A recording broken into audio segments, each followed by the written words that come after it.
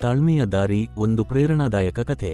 ಮದ್ದೂರು ಹತ್ತಿರದ ಒಂದು ಚಿಕ್ಕ ಹಳ್ಳಿಯಲ್ಲಿ ರಮೇಶ್ ಎಂಬ ಒಬ್ಬ ಪರಿಶ್ರಮಿ ರೈತ ವಾಸಿಸುತ್ತಿದ್ದನು. ಅವನು ದಿನವೂ ಬೆಳಿಗ್ಗೆ ಬೇಗ ಎದ್ದು ಹೊಲಕ್ಕೆ ಹೋಗಿ ಕಷ್ಟಪಟ್ಟು ಕೆಲಸ ಮಾಡುತ್ತಿದ್ದನು. ಅವನಿಗೆ ಒಂದು ದೊಡ್ಡ ಕನಸು ಇತ್ತು, ತನ್ನ ಮಗ ರಂಗಣ್ಣನು ಒಳ್ಳೆಯ ವಿದ್ಯಾಭ್ಯಾಸ ಮಾಡಿ ತನ್ನಂತ ಕಷ್ಟಪಡುವ ಜೀವನವನ್ನಲ್ಲ, ಸುಖವಾಗಿರುವ ಜೀವನವನ್ನು ನಡೆಸಬೇಕು ಎಂಬುದು. ರಂಗಣ್ಣನು ಚುರುಕು ಬಾಲಕನಾಗಿದ್ದರೂ ಅವನಿಗೆ ಓದಿನಲ್ಲಿ ಆಸಕ್ತಿ ಕಡಿಮೆ. ಶಾಲೆಗೆ ಹೋಗುವುದು ಅವನಿಗೆ ಬೇಸರ. ಸ್ನೇಹಿತರ ಜೊತೆ ಆಟವಾಡುವುದು, ಗದ್ದೆಗಳಲ್ಲಿ ಓಡಾಡುವುದು, ನದಿಯ ಬಳಿ ಕಾಲ ಕಳೆಯುವುದು ಅವನಿಗೆ ಹೆಚ್ಚು ಇಷ್ಟ. ಪ್ರತಿದಿನವೂ ಅವನು ಶಾಲೆಗೆ ಹೋಗುವಂತೆ ತೋರಿಸಿ ಮಧ್ಯದಲ್ಲಿ ತಿರುಗಿ ಹೋಗಿ ಆಟವಾಡುತ್ತಿದ್ದನು. ಇದನ್ನು ಮೊದಲಿಗೆ ಯಾರೂ ಗಮನಿಸಲಿಲ್ಲ. ಆದರೆ ದಿನಗಳು ಕಳೆದಂತೆ ಅವನ ಶಿಕ್ಷಕರು ರಮೇಶ್ ಅವರಿಗೆ ತಿಳಿಸಿದರು, ನಿಮ್ಮ ಮಗ ಶಾಲೆಗೆ ಸರಿಯಾಗಿ ಬರುತ್ತಿಲ್ಲ ಎಂದು.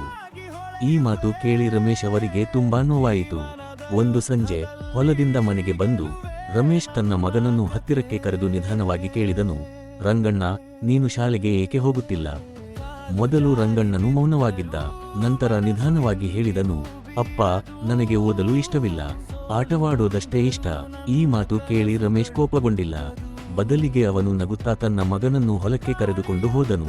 ಮುಂದಿನ ದಿನ ಬೆಳಿಗ್ಗೆ ರಂಗಣ್ಣನನ್ನು ಕೂಡ ಎಬ್ಬಿಸಿ ಹೊಲಕ್ಕೆ ಕರೆದುಕೊಂಡು ಹೋದನು. ಬಿಸಿಲು, ಮಣ್ಣು, ಬೆವರು ಇವೆಲ್ಲವನ್ನು ರಂಗಣ್ಣನು ಮೊದಲ ಬಾರಿ ಅನುಭವಿಸಿದನು. ಕೆಲವು ಗಂಟೆಗಳಲ್ಲೇ ಅವನು ಆಯಾಸಗೊಂಡು ಕುಳಿತನು. ಅವನು ಕೇಳಿದನು, ಅಪ್ಪ, ಇಷ್ಟು ಕಷ್ಟಪಟ್ಟು ನೀವು ಪ್ರತಿದಿನ ಹೇಗೆ ಕೆಲಸ ಮಾಡ್ತೀರಾ? ರಮೇಶ್ ನಿಧಾನವಾಗಿ ಉತ್ತರಿಸಿದನು, ನಾನೇನು ಮಾಡೋದು ಮಗನೇ, ಓದಿಲ್ಲ, ಅದರಿಂದ ಇವತ್ತಿಗೂ ಈ ಕೆಲಸವೇ. ಆದರೆ ನೀನು ಓದಿದರೆ ಈ ಕಷ್ಟ ಜೀವನದಿಂದ ದೂರ ಇರಬಹುದು. ಈ ಮಾತು ರಂಗಣ್ಣನ ಮನಸ್ಸಿಗೆ ತುಂಬಾ ತಟ್ಟಿತು. ಅವನು ಆ ದಿನದಿಂದ ಯೋಚಿಸಲು ಪ್ರಾರಂಭಿಸಿದನು. ಆ ರಾತ್ರಿ ಅವನು ನಿದ್ರೆ ಮಾಡಲಾರದೇ ಇದ್ದನು. ತನ್ನ ಅಪ್ಪನ ಕಷ್ಟ, ತನ್ನ ಭವಿಷ್ಯ ಇವೆಲ್ಲವನ್ನು ನೆನೆದು ಕಳವಳಗೊಂಡನು.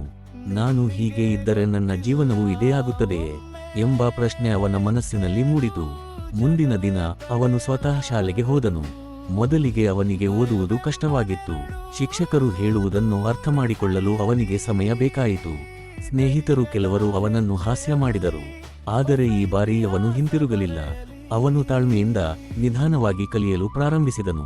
ಪ್ರತಿದಿನವೂ ಸ್ವಲ್ಪ ಸ್ವಲ್ಪ ಓದುತ್ತಾ, ಶಿಕ್ಷಕರನ್ನು ಕೇಳುತ್ತಾ, ತಪ್ಪುಗಳನ್ನು ಸರಿಪಡಿಸುತ್ತಾ ಮುಂದೆ ಸಾಗಿದನು. ಕೆಲವು ತಿಂಗಳಲ್ಲಿ ಅವನಲ್ಲೇ ದೊಡ್ಡ ಬದಲಾವಣೆ ಕಂಡುಬಂದಿತು. ಅವನಿಗೆ ಓದಿನಲ್ಲಿ ಆಸಕ್ತಿ ಹೆಚ್ಚಾಯಿತು.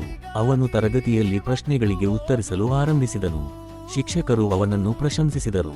1 ವರ್ಷ ಕಳೆದ ನಂತರ ರಂಗಣ್ಣನು ತನ್ನ ತರಗತಿಯಲ್ಲಿ ಮೊದಲ ಸ್ಥಾನ ಪಡೆದುಕೊಂಡನು. ಆ ದಿನ ಶಾಲೆಯಲ್ಲಿ ಬಹುಮಾನ ವಿತರಣೆ ಕಾರ್ಯಕ್ರಮ ನಡೆಯಿತು.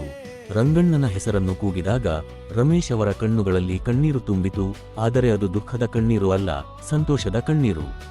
ರಂಗಣ್ಣನು ವೇದಿಕೆಗೆ ಹೋಗಿ ಬಹುಮಾನ ಪಡೆದನು. ನಂತರ ಮೈಕ್ ಹಿಡಿದು ಹೇಳಿದನು, ಈ ಯಶಸ್ಸಿಗೆ ಕಾರಣ ನನ್ನ ಅಪ್ಪ.